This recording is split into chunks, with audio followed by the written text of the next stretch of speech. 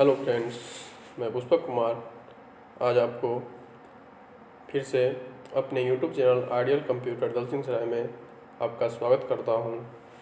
आज हम अपने वीडियो में जानने वाले हैं ऑब्जेक्टिव ऑफ अकाउंटिंग। तो अकाउंटिंग की मुख्य विशेषताएं क्या है, इसके बारे में आज हम अपनी वीडियो में जानेंगे और समझेंगे। तो आइए स्टार्ट करते हैं, जानते हैं ऑब्जेक्टिव ऑफ अकाउंटिंग क्या है। तो अकाउंटिंग में differ from business to another business depending upon their specific requirement. तो बिजनेस को लेकर बहुत सारे रिक्वायरमेंट होते हैं जो एक दूसरे पे निर्भर करते हैं, जिसमें से मेन ऑब्जेक्टिव के बारे में हम लोग जानेंगे आज।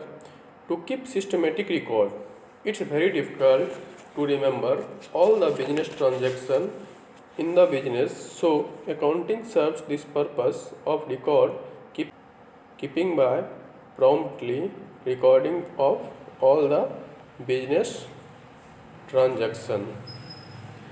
जैसा कि आज के ज़माने में लेन देन व्यापारी बहुत सारे होते हैं और भर दिन बिजनेस चलता रहता है, तो व्यापार में सभी व्यापारिक लेन देन को याद रखना बहुत कठिन होता है। इसलिए अकाउंटिंग खातों की पुस्तकों में सभी व्यावसायिक लेन देन को तुरंत रिकॉर्ड रखने के इस उद्देश्य को पूरा करता है, जिसे सिस्टमेटिक रिकॉर्ड रखा जाता है।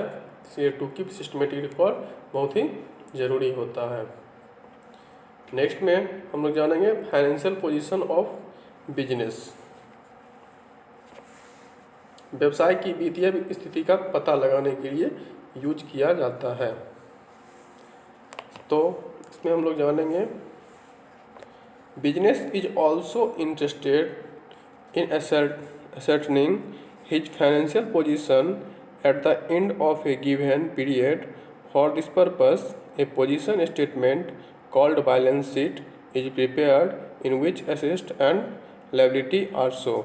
तो व्यवसाय की वित्तीय स्थिति का पता लगाने के लिए इसका उपयोग किया जाता है। तो व्यवसायी एक निश्चित अवधि के अंत में अपनी वित्तीय स्थिति का पता लगाने में रुचि रखता है। कोई भी व्यवसाय कर रहे हैं, वो लास्ट में जानना चाहते हैं कि मेरा फाइनेंशियल पोजीशन क्या है, कि मैं घाटा में तो नहीं चला गया। इस चीज़ को जानने के लिए इसको ज़रूरी होता है फाइनेंशियल पोजीशन को।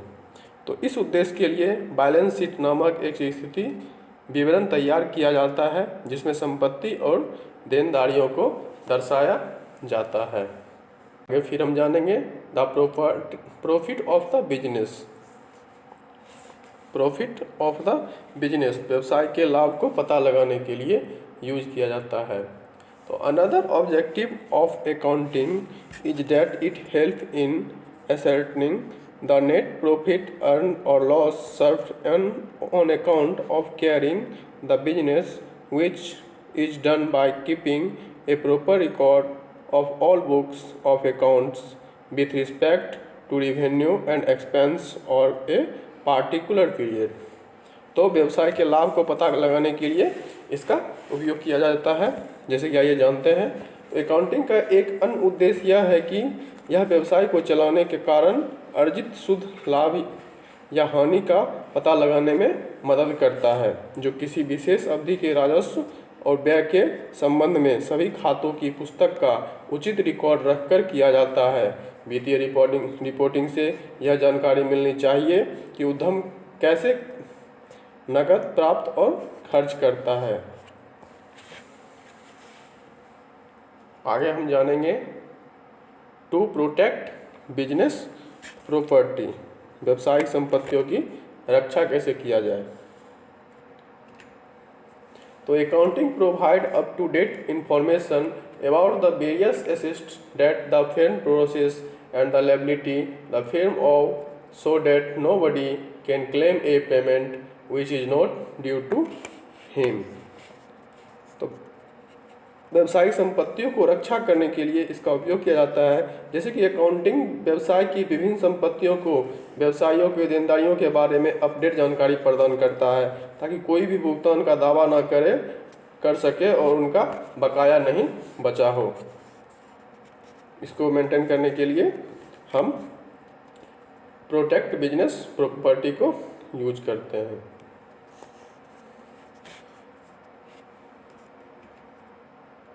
नेक्स्ट आपका आएगा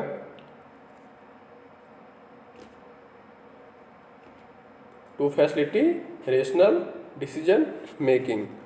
तो accounting record and financial statement provide financial information which help the business in making rational decision about the steps to be taken in respect of various aspects of business।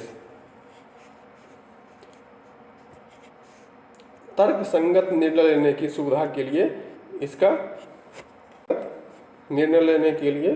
इसकी सुविधा का उपयोग किया जाता है, जैसे कि अकाउंटिंग रिकॉर्ड और फाइनेंशियल स्टेटमेंट की फाइनेंशियल इंफॉर्मेशन को प्रदान करता है, जो व्यवसाय के विभिन्न पहलुओं के संबंध में उठाए जाने वाले कदमों के बारे में तर्कसंगत निर्णय लेने में व्यवसाय की सहायता करता है।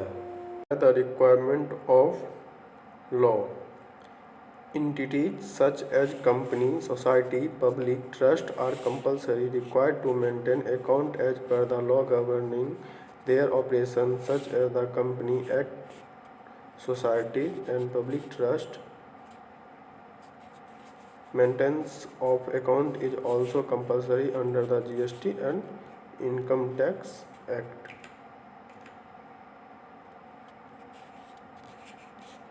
तो कानून की आवश्यकताओं को पूरा करने के लिए कंपनियां, समाजों, सार्वजनिक न्यायों जैसी संस्थाओं को उनके संचालन को नियंत्रित करने वाले कानून के अनुसार खातों को बनाए रखने के लिए अनिवार्य है, जैसे कि अधिनियम, सोसाइटी अधिनियम और लोक न्यास अधिनियम आदि। जीएसटी और आयकर अधिनियम के अंतर्गत खातों का रखरखाव भी अनिवार्य है। नेक्स्ट वीडियो में हम आपको टाइप्स ऑफ अकाउंटिंग के बारे में बताएंगे। Thank you.